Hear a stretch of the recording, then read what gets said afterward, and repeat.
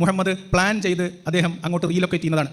പ്രാണരക്ഷാർത്ഥം ഓടിപ്പോയതും ഒരു പിടി മണ്ണുവാരി യാസീൻ ഓതി കണ്ണിലെറിഞ്ഞു, ആളുകളുടെ കാഴ്ച ദൈവം മറച്ചു എന്നൊക്കെ കഥയുണ്ട്. അങ്ങനെ ഒരു സംഭവം നടന്നതായിട്ടും പറയപ്പെടുന്നുണ്ട്. പക്ഷേ മക്കയിലെ മുശ്രിക്കുകൾ മുഹമ്മദിനെ 13 കൊല്ലത്തിന് ശേഷമോ അതിനു മുൻപോ സംഘടിതമായി മുഹമ്മദിനെ വകവരുത്തണം എന്ന തീരുമാനമെടുത്തതിന് ചരിത്രത്തിൽ തെളിവില്ല.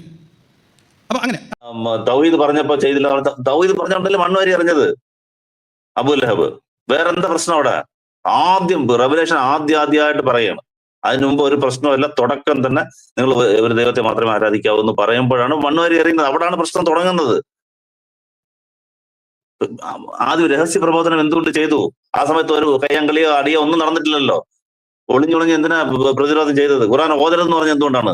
മറ്റുള്ളവർ കേൾക്കരുത് എന്ന് പറഞ്ഞ എന്തുകൊണ്ടാണ്? ഊരുവിലൊക്കെ ചെയ്ത് എന്തുകൊണ്ടാണ്? അപ്പൊ വെറുതെ കള്ളം പറഞ്ഞ നരേഷൻ ഉണ്ടാക്കുന്നത്. ബിലാല് അഹദ് പറഞ്ഞ എന്തുകൊണ്ടാണ്? അഹദ് പറയാണ് ബിലാലിനെ കൂടുതൽ പീഡിപ്പിച്ചത്. ആ ഒരു ദൈവം ഉണ്ടെന്ന് പറഞ്ഞുകൊണ്ടാണ് ചെയ്തത്. അത് തന്നെയാണ് പ്രശ്നം. അയാൾ കോട്ടി മാട്ടി ഇല്ലാതാക്കാൻ നോക്കുന്നത്, കള്ളങ്ങൾ പറഞ്ഞ് അത് വേറെ രീതിയിലേക്ക് കൊണ്ടുപോകാൻ നോക്കുന്നത്. അത് നടക്കത്തില്ല. എന്താ ഇയാള് പറയാതിരിക്കുക? ഇതാണ് ഇയാളെ ഒരു 100 ഗോത്രം ഉണ്ടെന്ന് കൂട്ടിക്കുക. അവിടെ അയാൾ പറഞ്ഞു വരുന്നത് അതാണ്. അയാൾ ട്രിക്കാണ്, സംസാരത്തിലെ ട്രിക്കാണ്. 100 ഗോത്രമുണ്ട്. 99 ഗോത്രം ചേർന്ന് പ്രവാചകനെ കൊല്ലാൻ ശ്രമിച്ചു. പക്ഷെ ഒരു ഗോത്രം ചേർന്നില്ല. അപ്പൊ അതാ ഞാൻ പറഞ്ഞത്, സംഘടിതമായി ചേർന്നില്ല. ഇങ്ങനെ പറഞ്ഞ ഇയാൾക്ക് തലയ്ക്ക് വെളിവുണ്ട്, എന്ത് വെളിവുള്ളതെന്ന് ആൾക്കാർ ചോദിക്കത്തില്ല.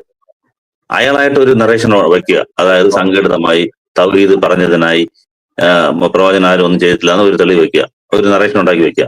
എന്നിട്ട് നമ്മൾ ഓരോന്ന് തെളിവ് കൊടുക്കുമ്പോഴത്തേക്ക് 99 ഗോത്രം വന്നു, ഒരു ഗോത്രം വന്നില്ലല്ലോ. അപ്പൊ ഞാൻ പറഞ്ഞത് സംഘടിതമായിട്ടില്ല. ഇതാണ് ലിയാഖത്ത് അലി. നുണയുടെ മൊത്തം ഏജന്റാണ് ഇയാൾ. ഈ നരേഷൻ വെറുതെ ഒരെണ്ണം ഉണ്ടാക്കി വെച്ച് മലയാളത്തിൽ ഞാൻ വാക്കുകൾ കറുത്തമുണ്ടെന്ന് പറഞ്ഞ് അയാളായിട്ട് പറഞ്ഞ എല്ലാത്തിലും വെച്ചിട്ട് ഒരു ഗോത്രം വന്നില്ല, ഒരാൾ ആബ്സെന്റ്, ഗോത്രത്തിൽ ഒരാൾ വന്നിട്ടില്ല, അതുകൊണ്ട് സംഘടിതമല്ല എന്നൊക്കെ പറഞ്ഞാല് ഒന്നും പറയാനില്ല. എന്താ ബാക്കി പറ. ഇനി ഖുറാൻ ഇയാൾക്ക് തെളിവാണോ ഇല്ല നമുക്ക് അറിയാനില്ല. ചരിത്ര ബുക്കല്ലെന്ന് പറയും ഖുറാൻ.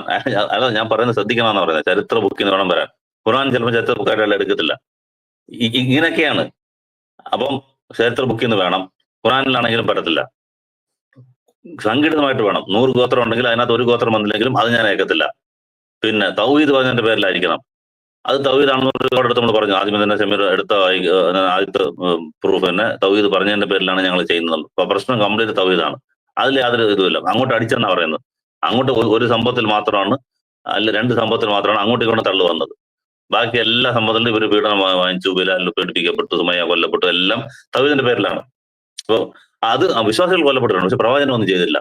അപ്പൊ ഇതുകൊണ്ട് ഇയാൾ എന്താണ് ഇപ്പൊ ഒരു ഗോത്രം വന്നില്ലെങ്കിൽ ഇപ്പൊ എന്തോ പ്രശ്നം എന്താ? ഇപ്പം അതിന് ഡിബേറ്റ് വിഷയം എന്നാക്കുന്നത് എന്തിനാ? അയാളൊരു നരേഷൻ ഉണ്ടാക്കിയിട്ട് അതിന് നമ്മൾ എന്തിനാ പ്രൂഫ് എടുത്ത് കൊടുക്കുന്നത്? ഞാൻ ആലോചിക്കുന്നത് 100 ഗോത്രത്തിൽ ഒരു ഗോത്രം വന്നില്ല, ഒരാൾ വന്നില്ല, അതിനെന്താ ഇപ്പം ഇയാളുടെ പറയാൻ അതിന് പോകേണ്ട ആവശ്യമില്ലെന്ന് ഞാൻ പറയുന്നത്. അയാൾക്ക് ഒരു നരേഷൻ ഉണ്ടാക്കാനാണ് ഇതിൽ നിന്നും മൊത്തത്തിലുള്ള സമ്മറി. അതാണ്, അയാൾക്ക് ഒരു നരേഷൻ ഉണ്ടാക്കണം, വാക്കുകൾ വെച്ച് കളിക്കണം. പ്രവാചകൻ അവിടെ പീഡിപ്പിക്കപ്പെട്ടിട്ടുണ്ട്, അവരെ കൊല്ലാൻ ശ്രമിച്ചിട്ടുണ്ട്, അതിന് തെളിവ് ഖുറാനിലുണ്ട്, ഹദീസിലുണ്ട്, ചരിത്രത്തിലുണ്ട്, എല്ലാം ഉണ്ട്. അതെല്ലാം ലേഖനത്തിൽ സമ്മതിക്കുന്നു. പക്ഷെ അയാള് ഒരു ഫ്രൈസ് ഉണ്ടാക്കി വെച്ചിട്ടുണ്ട്. അതിനകത്ത് വരണം. കണ്ടീഷൻ എന്താ? തൗഹീദിന് വേണ്ടി എല്ലാ ഗോത്രങ്ങളും, ഒരു ഗോത്രം ഒഴിയാതെ ബാക്കി എല്ലാവരും വരണം. അത് ചരിത്ര ബുക്കിൽ വേണം.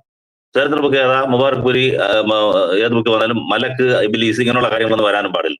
ഇങ്ങനെ ഉണ്ടെങ്കിൽ അങ്ങനെയല്ല ഉണ്ടെന്നാണ് ഞാൻ പറഞ്ഞതെന്നാ പറയുന്നത്. ഈ വാദം കൊണ്ട് എന്ത് പ്രയോജനം, എന്ത് പ്രൂവ് ചെയ്യാനാണ് നിങ്ങൾ വരുന്നത്? ഇത് വെച്ചിട്ട് വെളിയിൽ വരുന്ന മെസ്സേജ് എന്താണ്? പ്രവചനം കൊല്ലാനേ ശ്രമിച്ചിട്ടില്ല എന്നാണ് വെളിയിലെ ആൾക്കാർക്ക് മനസ്സിലാവുക. പക്ഷെ നമ്മൾ ഇത്രയും എടുത്ത് പോസ്റ്റ്മോർട്ടം ചെയ്തപ്പോ അതിനകത്ത് ഒന്നുമില്ല, കഴമ്പില്ല. പ്രവചനം കൊല്ലാൻ ശ്രമിച്ചിട്ടുണ്ടോ? ലേഖത്തിൽ കൊല്ലാൻ ശ്രമിച്ചിട്ടുണ്ട്. ഒരു ഗോത്രം ഒഴികെ ബാക്കി എല്ലാവരും വന്നിട്ടുണ്ടോ? ലേഖത്തിൽ വന്നിട്ടുണ്ട്. തൗഹീദിന് വേണ്ടിയിട്ടാണ് പ്രശ്നം ഉണ്ടായത്? അതെ. വിശ്വാസികൾ കൊല്ലപ്പെട്ടത്, പീഡിപ്പിക്കപ്പെട്ടത് തൗഹീദിന് വേണ്ടിയാണോ? അതെ. ഹിജ്റത്ത് പോയത് അതുകൊണ്ടാണോ? അതെ. അതെല്ലാം ഓക്കെ. പക്ഷെ എന്റെ ഈ 3 എന്റെ ഈ സ്റ്റേറ്റ്മെന്റിനകത്ത് തൗഹീദിന് വേണ്ടി സംഘടിതമായി ചരിത്ര ബുക്ക് ഇത്രയും അതിൽ വരത്തില്ല. ഇത് എന്താണ് ഇതിനകത്ത് പ്രചരിപ്പിക്കാൻ നിങ്ങൾ നോക്കുന്നത്? ആൾക്കാരെ കൺഫ്യൂസ് ചെയ്യിക്കുന്നു, അത്രേ ഉള്ളൂ. മൊത്തത്തിൽ സമ്മറി ജഗപോക, അത്രേ ഉള്ളൂ. ഒരു ജഗപോക ഉണ്ടാക്കുക, ഒരു പുകമറ ഉണ്ടാക്കുക, എന്തെങ്കിലും ഒരു കൺഫ്യൂഷൻ ആൾക്കാരുടെ മനസ്സിൽ ഇട്ട് കൊടുക്കുക, പിത്തന ഇട്ട് കൊടുക്കുക. ഇതാണ് പിത്തന എന്ന് പറയുന്നത്. ആൾക്കാരുടെ മനസ്സിൽ കുഴപ്പം ഇട്ട് കൊടുക്കുക. ഇത് മാത്രമേ ലിയാഖത്തിൽ ഉദ്ദേശമുള്ളൂ എന്നാണ് ഇത്രയും നേരം സംസാരിച്ചതിൽ നിന്ന് മനസ്സിലായത്. അല്ലാതെ കഴമ്പുള്ള ഒരു കാര്യവും ഇതിനകത്തില്ല. ഒരു വിമർശനവും ഇസ്ലാമിനെതിരെ ഇല്ല.